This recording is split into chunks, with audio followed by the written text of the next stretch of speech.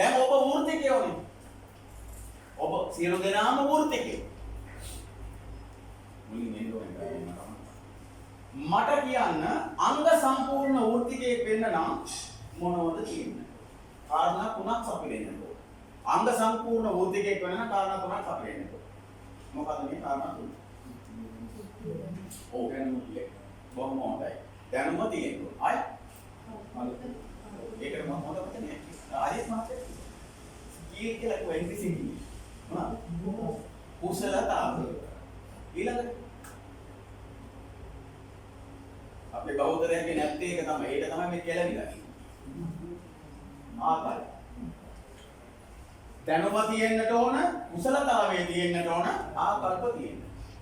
දැනුම තිබුණට වැඩක් නැහැ. කුසලතාවය නැත්තම් කුසලතාවය තිබුණට වැඩක් නැහැ. දැනුම නැත්තම් හැබැයි මේ දෙකම තිබුණට වැඩක් නැහැ. ආකල්ප නැහැ. ආකල්ප කියන්නේ මොකද්ද? හොඳ හිත. හොඳ හිතක් නැත්තම් අංග සම්පූර්ණ කාර්මිකයෙක් වෙන්න බැහැ. අනිත් එක දැනුම විතරක් තියාගෙන අංග සම්පූර්ණ කාර්මිකයෙක් වෙන්නත් බැහැ. අපි ගත්තොත් එහෙම වඩු කර්මාන්තය ගත්තොත් එහෙම කුසලතාවයන් කීයක් විතර ඇද්ද? ඔයාලා වඩු කර්මාන්තයේ ඉන්නේ කුසලතාවයන් කීයක් ඇද්ද? කියන්න බලන්න. නියලයි. දැන් මම කියන එක පිළිගන්න වෙනවා ඊට පස්සේ. මම කියන කෝටි ගණනක් තියෙනවා. ඕනම වෘත්තියක් ගත්තොත් කුසලතාවයන් කෝටි ගණනක් තියෙනවා. දැන් අපේ කර්මාන්තේ ගත්තොත් එහෙම බලන්න කොච්චර පැති තියෙනවද? ගෘහ භාණ්ඩ කියන්නේ එක පැත්තක්. උළුවව ජනෙල් කියන්නේ තව පැත්තක්. දොර ජනෙල් කියන්නේ තව පැත්තක්. වහල වැඩ කියන්නේ තව පැත්තක්. වාහන පොඩි කියන්නේ තව පැත්තක්. කැටයම් කලාව කියන්නේ තව පැත්තක්. දීර්ඝ ලියුම් කියන්නේ තව පැත්තක්. කොච්චරනම් පරාසයක ගිහිල්ලා තියෙනවද මේ? නේ?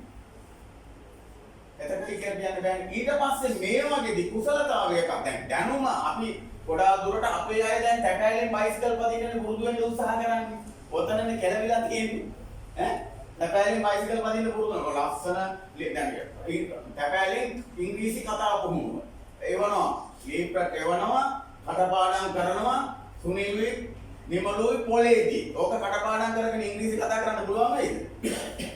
ඈ ඒ වාගේ තමයි දැනුම විතරක් තිබුණාට බෑ. හැබැයි දැනුම නැතුව බෑ. දැන් අපේ බහුතරයකට වෙලා තියෙනවා මෙහෙම දෙයක්. ඔය පාරම්පරික ඥානෙ, පාරම්පරික ශිල්පී, පාරම්පරිකව හිටපු අය ගාව ලොකු බැල මෙහෙවරක් කරලා අවුරුදු ගණනාවක් ඉඳලා කොහොම හරි වැඩ කුසලතාවයේ වර්ධනය කරගන්නවා. හැබැයි එතනදී අපේ රටේ තියෙන අභාග්‍ය කියන්නේ කාලයක් තිස්සේ මේ දැන් නම් ඒක ගිහිලා තියෙනවා යන්තරමකට. මේ කාලයක් තිස්සේ මේ කර්මාන්තවල නියැලෙන අය දාලා තියෙනවා ඍණ පැත්තට. මෙව්වා විශ්වකර්මයාගේ වැඩ මෙව්වා කරලා හම්බ කරන මුදල යා දෙන්නේ නැහැ. කාලකන්ණි අදහසක් දාලා.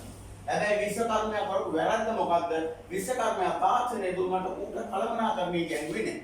අද මේ කර්මාන්ත තුලින් තරම් ඉහළ ව්‍යාපාරික මට්ටමට පත් වෙන්න පුළුවන් වෙනත් කර්මාන්ත ලැබිලා. අද ඕන තරම් ඉහළ ප්‍රොපෝට් තියෙනවා මේ කර්මාන්ත වලින්. හැබැයි ඒක දැනුම පාවිච්චි කරන්නේ. එහෙම නැතුව අර කුසලතාවය විතරක් තියාගෙන වැඩ කිරීමේ හැකියාව විතරක් තියාගත්තා නම් ගමන යන්න බෑ. right?